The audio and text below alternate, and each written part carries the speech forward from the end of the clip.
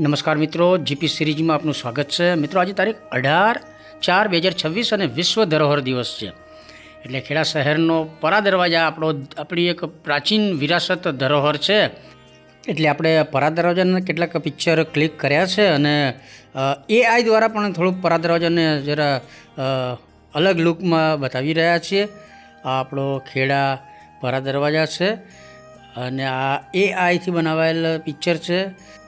અને મિત્રો, આપ જાણો છો કે આપણે જીપી સિરીઝમાં આપણે સંસ્કૃતિ, સભ્યતા, આપણો ઇતિહાસ એ બધું બતાવીએ છીએ. અને આજે વિશ્વ ધરોહર દિવસે આપણે આપણા પરા દરવાજાના થોડા વિઝ્યુઅલ બતાવીએ છીએ. અને હવે પરા દરવાજા વિસ્તારના નાગરિકોની કેટલીક વાત સાંભળીએ. પરા દરવાજો બહુ જૂનો છે, બહુ લાંબા ટાઈમથી આ છે. લગભગ અમારા જન્મ પહેલાંનો, એટલે લગભગ 1950 પહેલાંનો હશે લગભગ. બરાબર. કારણ કે મારો જન્મ 1957માં છે. બરાબર. એટલે એ પહેલાંનો છે દરવાજો. બરાબર. અને આ માતાજીનું મંદિર, અંબાજી માતાજીનું મંદિર ત્યારનું જ છે. અને હવે પરા વિસ્તારના યુવાન અને વડીલ બંને પાસેથી થોડી વાતો સાંભળીએ. હા, પહેલાં આ બજાર જમધોકાર હતું, પણ અત્યારે તો ખાલી સોની લોકોની દુકાન બજાર તરીકે રહ્યું છે. કોઈ બજાર વધારે પડતો રેસિડેન્શિયલ થઈ ગયો છે. અને એમ જ નગર પંચાયત આ એરિયાને બહુ ખરાબ રીતે વર્તે છે કે સૌથી વધારે ટેક્સ આ એરિયામાંથી જ લેવાય છે. અને પાણી કોઈ સુવિધા નહીં અને બધી રીતની હેરાનગતિ આ એરિયાને થાય છે. બરાબર. એટલે આના માટે ઘટતું કરવા નગર પંચાયતે પગલાં લેવા જોઈએ. અને આ કાકા છે તો આખા ખેડામાં તમને ચાલતા જ જોવા મળશે અને ઘણી મોટી ઉંમર છે ને એમનો બ્લોગ આપણે એક સરસ શેર કરેલો છે, એમની વાત સાંભળીએ. આ પરા દરવાજા જે પહેલાં હતું એ સારું હતું. અત્યારે આ સાઈડે બધું ચોખ્ખું બજાર થઈ ગયું છે, કોલી બજાર થઈ ગયું છે. અચ્છા. અને લગભગ 200 વર્ષ પહેલાંનો દરવાજો હશે. આ દરવાજો 200 વર્ષ જૂનો હશે. જૂનો હશે. બરાબર. ઉગમણો દરવાજો કહેવાય. ઉગમણો દરવાજો કહેવાય. ઉગમણો દરવાજો કહેવાય. સારા કામ માટે નીકળે તો આ દરવાજેથી સારા કામ માટે નીકળતા હોય છે. બરોબર. આ દરવાજેથી જ નીકળે છે. આ દરવાજેથી વરઘોડી આ દરવાજેથી જ એન્ટ્રી કરે છે ગામ. નવા પુરાણાના વરઘોડી આ દરવાજેથી એન્ટ્રી કરે છે. એન્ટ્રી જાય છે. મેઇન દરવાજો આ છે આપણે. હોય, જન્મ હોય, વરઘોડા હોય, પણ મેઇન દરવાજો મેઇન દરવાજો. મેઇન દરવાજો. બરોબર. કોઈ પણ સારું રાશિ કામ હોય પણ મેઇન દરવાજેથી અહીંથી નીકળવાનું. અહીંથી જ નીકળવાનું. બરોબર. મિત્રો, પ્રાચીન વિરાસત અને ધરોહરની વાત ચાલતી હોય તો ખેડા શહેર ખૂબ જ પ્રાચીન નગર છે. રામ રાજ્ય સમયનું આ શહેર છે. કહેવાય છે કે દંતકથા અને લૌકગીત પ્રમાણે આપણે વાત કરીએ, ભગવાન રામચંદ્રજીના પરમ ભક્ત હનુમાનજીના પુત્ર રાજા મકરધ્વજના દીકરા રાજા મયુરધ્વજે આ શહેર વસાવ્યું હોવાની દંતકથા છે. અને ભગવાન રામચંદ્રજીના પુત્ર રાજા લવ અને રાજા કુશ દ્વારા જે તે સમયે આ મધ્ય આર્યવ્રત પ્રદેશ કહેવાય, આપણો ખેડા વિસ્તાર છે તે, એવા આ વિસ્તારમાં સુશાસન માટે હનુમાનજીના પૌત્ર રાજા મયુરધ્વજને આ પ્રદેશ સોંપ્યો હતો. અને રાજા મયુરધ્વજ દ્વારા એમ કહેવાય છે કે આ શહેરની સ્થાપના કરવામાં આવી હતી. અને લોકગીત પ્રમાણે રાજા મયુરધ્વજ દ્વારા પોતાના પૂર્વજોની પૂજા અર્ચન કરવા માટે ખેડા શહેરમાં વાત્રક નદી કિનારે એક ઊંચા ટેકરા ઉપર હનુમાનજીના મંદિરની સ્થાપના કરી હતી. અને આજે પણ કાળી ચૌદશ અહીંયા ભવ્ય મોટો મેળો ભરાય છે. અને એવું આ ખેડા ખૂબ જ પ્રાચીન શહેર છે.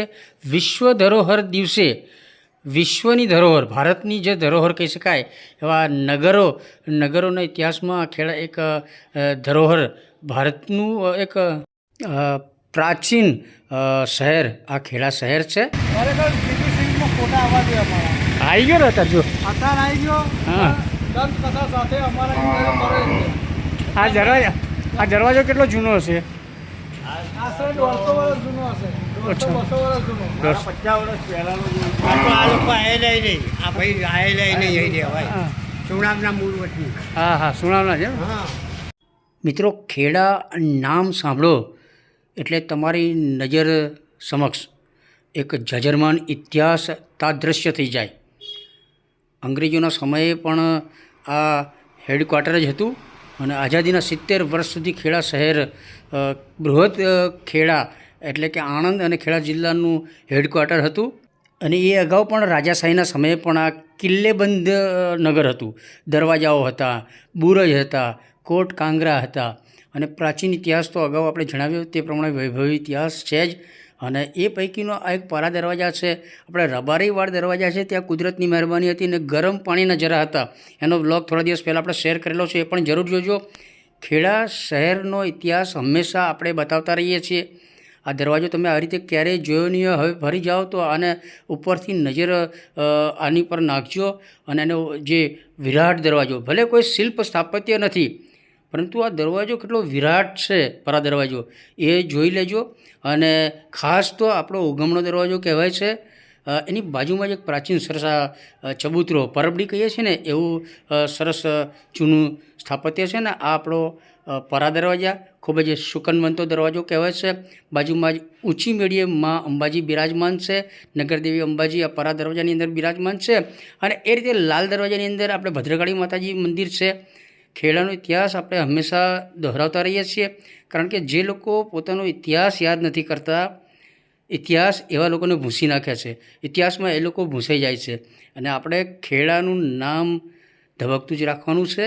એટલે આપણે આ વિશ્વ ધરોહર દિવસે વિશ્વની જે શહેરી સંસ્કૃતિ છે, નગર રચના, એમાં ખેડા હતું, એનું નાગરિકોને આપણે યાદ અપાવવાનું આ કામ કરી રહ્યા છીએ.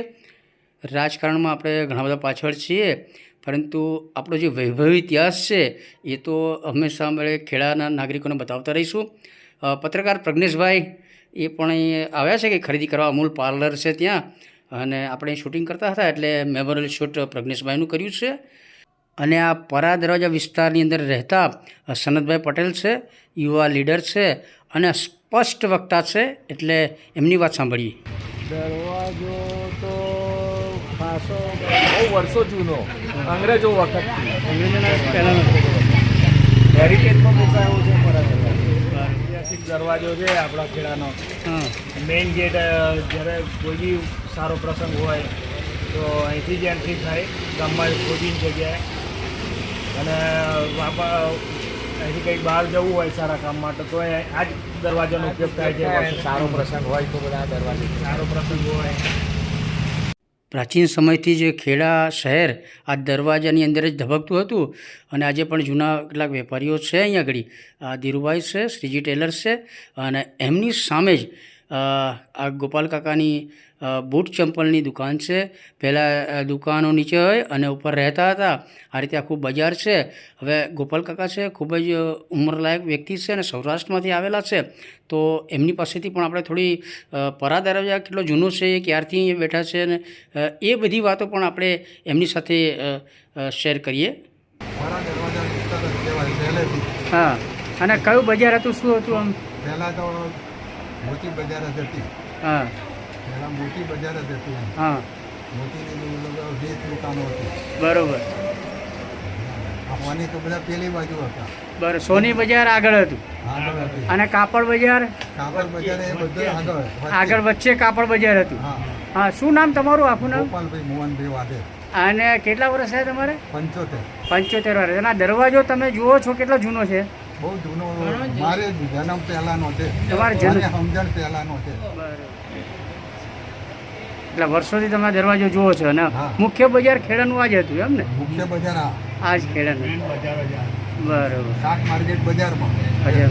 હા, પણ સેન્ટર છે ને એ માર્કેટિંગ શાક માર્કેટ જ હતું. બરાબર. મોચી બજાર. હા, અને આ બરાબર છે. હા, તમે જણાવો શું આ બજારનું આમ? મારા હાવરામાં તો આ દરવાજા બાયણા હતા. બાયણા હતા. 8-9 વાગે બાયણા બંધ થઈ જતા હતા. બરાબર. અને આ બજાર ભરચક રહેતું હતું આખું. આ બજાર હોની બજાર અહીંયા આવી ગયું અને પેલી બાજુ બજાર બધું તૂટી ગયું. ગાંધી ચોકમાં હતું, બરાબર. ગાંધી ચોકમાં બધું બંધ થઈ ગયું. બરાબર. આખું બજાર બહાર નીકળી ગયું. ખેડા મુખ્ય બજાર જ આ હતું, માર્કેટ જ મેન બજાર જ આ પરા દરવાજા. પરા દરવાજાની અંદરનો વિસ્તાર. અને પરા દરવાજાનો તો 200 કેટલા વર્ષ હશે અંદાજિત? તમારી દ્રષ્ટિએ કેટલો આમ જૂનો છે? મને એવું લાગે છે કે લગભગ 80-90 વર્ષ થઈ ગયા દરવાજાને. બરોબર. આજે પેલા રસગુલ્લા હતા ને એને ડોશી કહેતા હતા રોજ 9 વાગે બાયણા બંધ થઈ જતા. આપણા દાદા આયા એ વખતમાં આ હતો ને દરવાજો દરવાજો હતો ને એને. રેવા આયા એ કાઠિયાવાડથી રેવા દરવાજો. તો મિત્રો આ ખેડાના પરા દરવાજાની અંદરનો વિસ્તાર છે અને આજે વિશ્વ ધરોહર દિવસ છે એટલે આપણે ખેડાની ધરોહર પરા દરવાજા એનો આ એક વ્લોગ શેર કરીએ છીએ અને જૂના સંસ્મરણ પણ યાદ કરાવ્યા છે. થોડા AI ઇફેક્ટ દ્વારા આ થોડા ફોટોગ્રાફ્સ બનાવ્યા છે કે આવો સરસ દરવાજો આપણો હોવો જોઈએ. નગરપાલિકાને આપણે વિનંતી કરીએ છીએ કે આ દરવાજાને સરસ રંગરોગણ કરાવાય. અને હવે થોડી આ વિશ્વ ધરોહર દિવસની સોશિયલ મીડિયાની પોસ્ટ બતાવીએ છીએ. તો મિત્રો આ વિડીયો આપને ગમ્યો હોય તો એને લાઈક કરો, શેર કરો, આપનું મંતવ્ય જણાવો અને GP series channel first time જોઈ રહ્યા છો તો આપણી ચેનલ સબસ્ક્રાઈબ કરો. જય હિન્દ, વંદે ગુજરાત.